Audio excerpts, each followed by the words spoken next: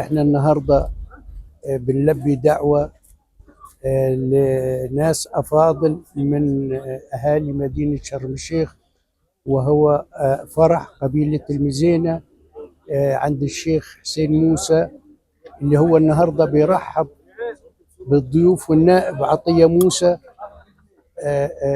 اللي احنا النهارده في صدد هذا العرس الكبير على فين؟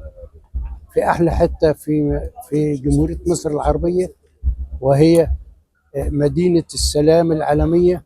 وبعدين احنا جنب ايه؟ جنب جبل الحب، يعني نبع الحب من هذا المكان، ويجعله فرح خير وسلام. زي ما انت شايف انت العادات والتقاليد بتاع ابناء البادية اللي النهارده شايفاهم دول من شتى نجوع ووديان محافظة جنوب سيناء والمحافظات الأخرى، مش يعني من جنوب سيناء بس، لا، من المحافظات الأخرى. في تجمهر كبير النهارده بمناسبة الفرح والعرس الكبير. ليه؟ لأن الناس دول لهم معزة عند البدو، وإن النائب عطية ده له معزة خاصة عند أبناء البادية هنا في شرم الشيخ.